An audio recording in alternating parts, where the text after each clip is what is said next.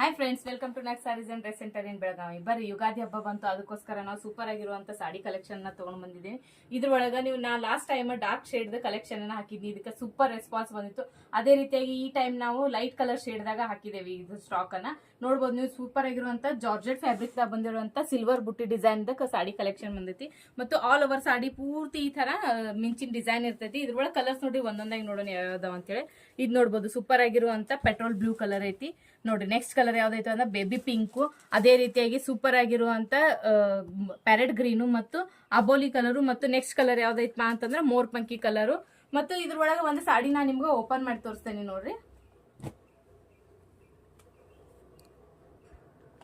ನೋಡ್ಬೋದು ನೀವು ಈ ತರ ಆಗಿ.